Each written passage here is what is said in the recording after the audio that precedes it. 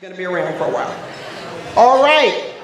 Now it is time for professional athletes, change agents, and community visionaries.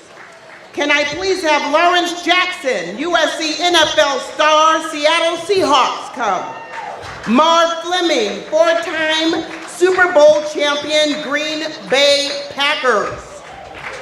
Bob Grant, NFL great, Super Bowl champion, Baltimore Colts, and Wake Forest University. Ron Brown, Olympic and NFL great, Los Angeles Rams. And Candace Cable, Paralympic superstar and adapted sports activist.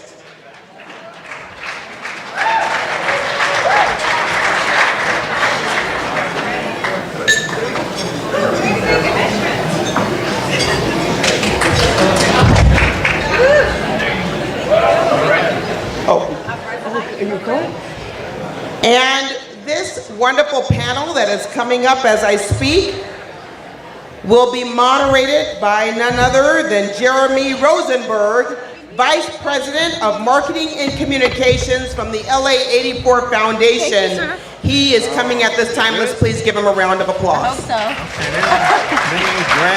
Bob, you here, Bob? Oh, sure. Okay. That's mine right here. That's Fleming's. All right, before we watch the video, good evening everyone. Before we watch the video, I'm inspired by the raising of the hands a moment ago. Can everyone throw one hand up in the air for a second? All right, if you, like me, have already decided that someone you saw on stage is someone you want to collaborate with, put the hand down because you're done. All right, so all y'all with your hands still up, you got 2 or 3 more panels with some really amazing people. So by the end of the night, maybe we'll do it again. Yeah. Okay. Let's hope. And you can also ask for a long distance high five. Everybody, let's do it. Okay. All right, are we done now? Yes. We can start the video at this time.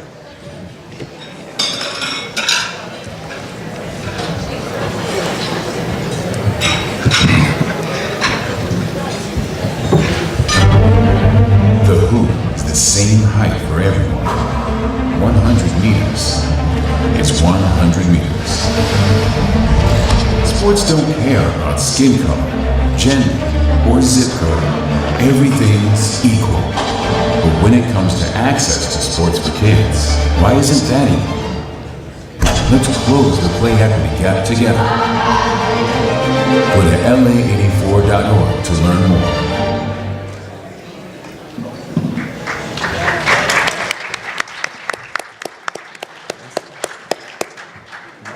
About the LA84 Foundation, please, if you can't find anyone else to collaborate with, come collaborate with us. Thanks to Fox Sports for working with us. We work with everybody. And one topic that's interested them for nearly 100 years is problem solving. We're going to do a little game right now called 5 Words or Less. That'll give you all a little clue about what everyone's issue of the day is. I'll begin by saying play for all and play equity. Hello.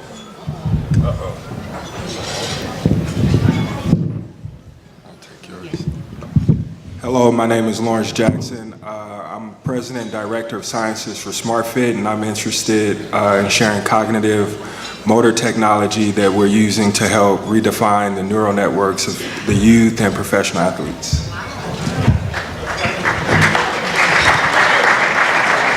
Hi, I'm Natasha Watley. I'm a 2-time Olympian in the sport of softball, and I am empowering girls through the sport of softball currently. I'm the founder of the Natasha Watley Foundation. I'm Candace Cable. I am a 9-time Paralympian and winner in summer sports. I'm also an educator, educators in the house. And I would say that my 5 words are universally design inclusion for all. Hi, I'm Ron Brown, former NFL Rams 1984 Olympic gold medalist. I think mine would just be to empower youth and change the mindset of champions.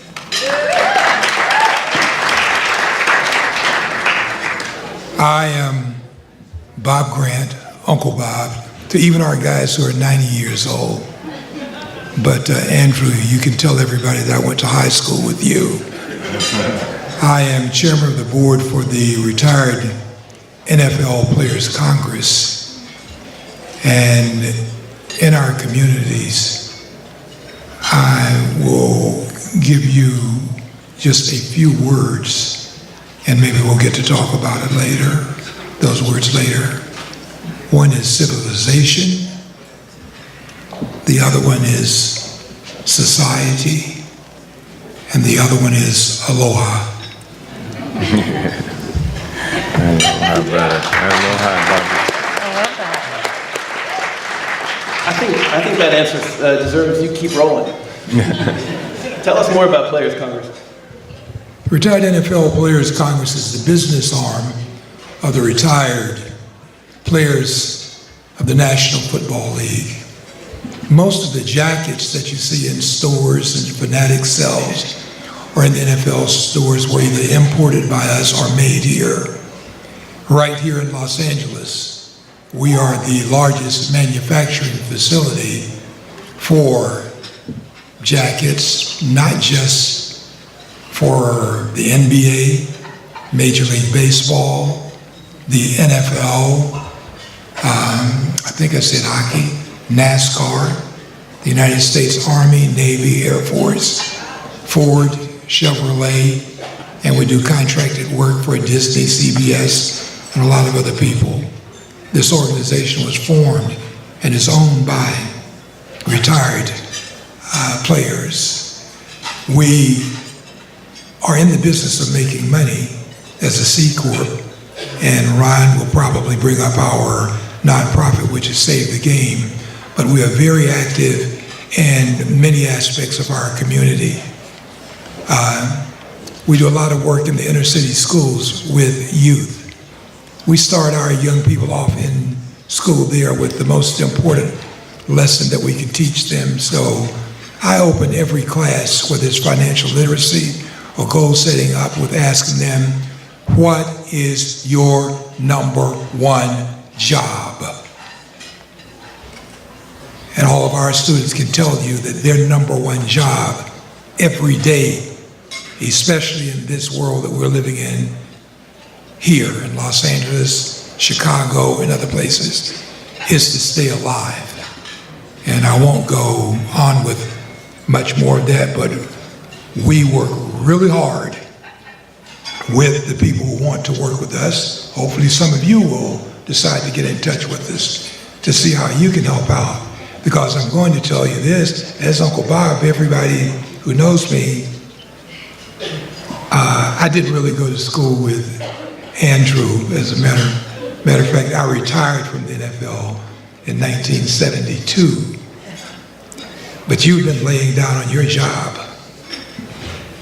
I've been laying down on my job for too many years. And if you don't believe me, look at these kids that we have out there. Not just the black ones that are killing each other, but the white ones that are coming into churches, synagogues, and places and killing people that they don't even know. I'll close here saying that I believe that all of you, my grandfather told me that civilization was marked by the time that people came together. That is what civilization is, to work together, to make their communities a better place. I'm a civilized man now. I wasn't always. It's great being in a room with other civilized people, because if you didn't care and you weren't a team player trying to make things better in this world, you wouldn't be here too. So congratulations to you for being a civilized person, and we can do more than we're doing now. No need in us coming here and blowing out what's about the great work that we're doing like you now. You know that there's a lot more to be done. Our country is divided politically, religiously, sexually, gender-wise, and everything. Bullshit. It's time for us to stop all of that. And you don't pick the people that you're going to work with based on the kind of ice cream that they like. I friends to like the same kind of ice cream that I do. If you want to do something good and positive, I will work with you. I don't care if you like chocolate or vanilla or the Rocky Road, all those crazy new flavors that the young people have today. Rocky somebody, Balboa, I don't know. Rocky something. Bob? Amazing, amazing. Okay, that's it. Maybe we'll move on to Ron and Candace now. And just to prompt you all, these, if you don't know, were two of the fastest human beings in the world. Two of the fastest people. Now, the pace of change, as we just heard, isn't always fast. So as you all talk about more about what you do, maybe you could address that as well. How do you reconcile the pace of your competition with the slow pace of change? Oh, there's a question for me? Oh, well, one of the things I want to say is thanks for everybody for coming, though, because I feel real warm in my heart about what my grandmother used to say, it takes a village to raise a child. And one thing I do see that's in common of the panels that are in front of me is God is present. And thank you, because God is good how often? All the time. Yes, He is. So what I do, I'm from Inglewood, California. I went, hey, the wood. I went to Morningside. Byron Scott and I grew up together. That's okay, that's all right. There's other schools over there too. So what we do now, though, we participate in an effort to save lives. Sports saved my life. You know, being able to play sports and football, and like my grandmother's always tell me, an idle mind is a devil's workshop. Used to keep me motivated, keep me sponsored. Now that I have 3 boys of my own, I see how important things are, how important sports is, because we don't just look at sport as a game, we look at sport as a lifestyle. Because the things that you do on the football field, you take to your life skills and it will apply. And it has done that. It's been a blessing to me to be able to do that. So we have one of the largest gang intervention programs in Los Angeles, and we have a Veterans Helping Veterans program that we do with our NFL Congress, because the sales from our proceeds from our jackets go to put medical clinics together for our military veterans coming home to make sure that their life from protecting us is better.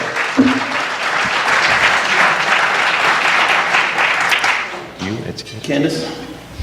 Oh, I'm sorry, I forgot the question. You're one of the fastest human beings, you know, that prompt you.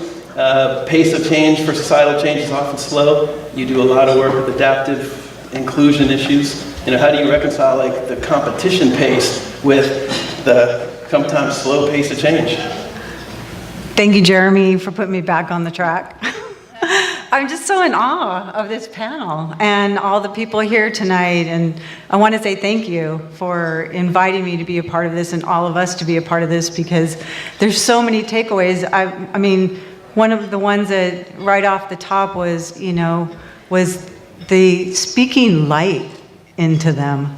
I just like, that's just blowing me up inside. I'd never thought about it like that, and I feel like that's one of the things that sports does, is it helps to speak light in, and I think a lot of people think it's a physical thing. I had my perspective changed in 1975 when I was 21. I had a spinal cord injury, and so I went from walking on 2 legs to rolling on 4 wheels, and a plethora of opportunities came forward for me. Some of them I didn't recognize, but most I did, and one of them was adapted sport. And I wasn't an athlete before. I grew up in a time when women actually didn't really do a lot of sports, and I didn't really have an interest. I was kind of a tight skirt, high heel girl, that I had long fingernails and I didn't want to get them broken. So I didn't like playing sports at all. But I think now with the nails, you could probably play sports because they're pretty sturdy. So with my adaptive sport career beginning, I started to realize that with my disability in those early days in the 70s, there just wasn't a lot of opportunity. And I was given a lot of opportunity to build that for other people as well as myself by making change through my adapted sport. And Jeremy says, about being fast and one of the fastest people in the world and the slow pace of change. I think we can create change really quickly with image. And that's one of the things I'm really psyched about this digital Hollywood. And I have to say, it's the first time I heard of it, and I'm super psyched that I'm a part of it right now, because I just started working with a group called Respectability that dismantles stigma and creates opportunities for people with disabilities. And we're working in the employment space, and one of them is getting people with disabilities in front of and behind the cameras in Hollywood through our digital work. And it's really exciting because we're looking at these things speeding up because of the imagery that we're bringing forward. And the imagery, I mean, can change the way people think in a second, right? Like when you see it, sometimes, and you don't see it, you can't believe it, but when you see it, you can believe it. Because I never saw someone in a wheelchair before. I couldn't imagine it until I saw other people in wheelchairs doing things. And that's the thing with adaptive sport that really sent me on that path, flying with education around understanding disability, is that sport speaks the language of universal design, easily and effortlessly through inclusion. Everybody can play, and playing is what it's all about. And so I'm really happy to be able to share some of this with you right now. Thank you. Natasha, the LA84 Foundation, where I work, we believe in life ready through sport. We're not trying to have our grantees, raise up the Williams sisters or Russ Westbrook. It happens sometimes, but that's a happy accident. Your foundation philosophy seems to be similar. Am I right about that? 100%. Yes, I think a lot, like how everybody else has said, how much sport impacts your life. And myself, I started playing softball when I was 5 years old. Similar to this young lady that was talking before. My mother's from the Bahamas, my dad's from Louisiana. Imagine I come home, I tell them I want to play softball, and they have no idea how to help me out. But for me, it's super simple. I grew up playing softball, and I didn't have anybody to look up to. I didn't have anybody that looked like me, and it's that simple. Just being able to give access and give opportunity to young ladies, and that's what we're doing, or the foundation that I founded. We're doing that in South LA, and we're doing that here in San Fernando Valley. We have a makeup of majority minority girls who have never heard of softball before, and I want every young lady to know what softball is, because I am of course biased. And if you guys are watching softball these next couple of weeks on ESPN, please give us some ratings. That'd be great. But I think just through sport, there's just so much that you gain. Personal development, that's what we're teaching. We're teaching healthy lifestyle. We're raising these young girls to be the next leaders in our community, and it's just so important. All of the tangibles that you get through playing sport, and that's what we're trying to provide here in South LA. Lawrence, we've heard tonight in the room all sorts of equity issues ranging from food to education to immigration. You're working on technology equity, it seems to me. Yeah. And your work is actually quite relevant to the whole 3 days of this conference. Maybe you can talk a little bit about it. Yeah. With play equity, you see United Nations has Resolution 5855 or 58.5 that promotes health, sports, and physical education as a means for peace and development.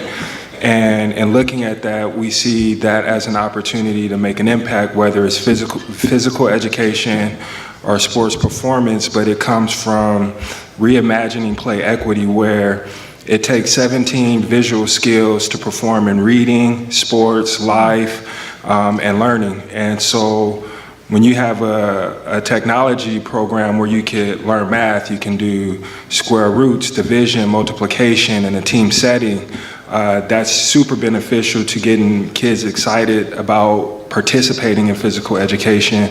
We're doing a lot of work with Boys and Girls Clubs. We see that kids choose healthier foods after they work out on our device.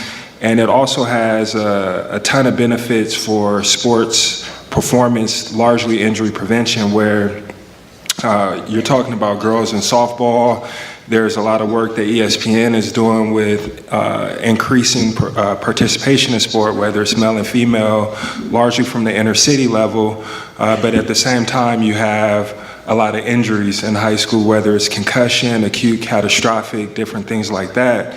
Sports vision training has been shown to reduce injuries up to 80%, and it's something that not a lot of people know about, but it's something that has the benefit of reshaping the neural architecture of your brain. And when we talked about the social determinants of health earlier, students that are individuals that have 4 or more acute and catastrophic events that happen in their life, they get put into a category where depression, unemployment, different things like that are more likely than not to happen. And so with that, we see that sports, you look at the NBA and the NFL, I think they're both over 70% black, which is, extremely overrepresented, as the population is about 13.5% black. So it's an opportunity to extend into sports, into physical education, a technology that not only will help with play equity, but help in a smart way by teaching, promoting and teaching the visual skills needed for reading and learning, as well as teaching some of the skills, the movement strategies, different things like that prevents injuries, including concussions, ligament tears, and pivot-based injuries in the major sports. So we see the work that we do with SmartFit as an integral and a key to the sports industry going forward, as it's the sports vision training combines the biomechanics aspects of training, but also the neurological aspects of training, which the eyes are the most undertrained part of an athlete's bodies, and there's 8 muscles in the eyes, and most athletes have severe ocular dysfunction and don't know it. And so we're looking to bring this not only to inner city schools where the sports participation is high, but it's also a public health crisis when you look at the large amount of kids. There's 1 million kids every year playing youth football, and there's over hundreds of thousands of injuries. It costs not only parents, but government, taxpayers, millions and billions of dollars in healthcare and things like that. So we're looking to make an impact in that. Thank you to all 5 of our community visionaries and changers. Just a little taste of the work they're doing. Come find them after.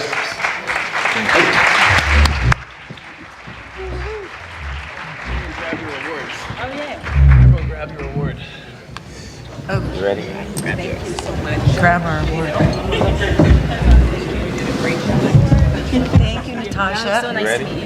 We're not gonna let you go too far back. Thank you so much. Yes, ma'am. All right, there's a edge, huh? Yeah, we got you, though.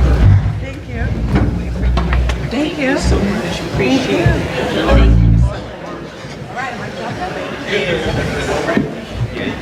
Thank you, sir. Thank you very much. Okay. Let's give them another round of applause. Now, you don't want to leave. How many of you see that ticket? That ticket represents a raffle that is going to happen at the end. And it has some wonderful prizes in store. A signed football. 2 signed footballs. LA Rams, and I believe we have one from the Chargers. And we have also something wonderful from the Ronald McDonald House. How many of you know about the Ronald McDonald House? Helpful to many parents. I was someone who stayed there when my son also had to be hospitalized for a short period of time. Melissa Sandfield, where are you? There she is. Let's give her a hand. She came in from the Ronald McDonald House. I can't see you. Who brought something for our raffle. But I also just want to give a few other shout outs really quickly. Lenny Borstein is here from the YOLA program from our wonderful LA Philharmonic. She is in the house. Where are you, Lenny? You got to stand up, Lenny. They can't see you. How many of you know we need the music back? They are moving to the Inglewood city, the city of Inglewood. And sports also happens with horses. How many of you love horses? Well, we're learning horsemanship. Our students are learning how to care for horses, and we have Montrell Montgomery here from the Platinum Plus Scholars Program, Platinum Plus Scholars, right? Is that right? Where is Montrell Montgomery? There he is in the back. Now, don't you have where's the hat? You got to put on the whole thing so we know. All right, let's give him a hand. And he brought all of the family with him. Platinum Plus. Platinum Plus Stallions. All right, that's right. Giddy up, giddy up, giddy up. And they have a wonderful after-school program, and the children are learning there, and thank you so much. And I also just want to give out, New York Life is here. Where is Dimitri Creer? New York Life is also in the house. You know, we just can't name everybody, but we certainly appreciate, thank you for coming. But I'd like to bring up at this time, so don't forget, get your ticket, hold on to it. I even have a ticket, so I'm a part of this whole thing.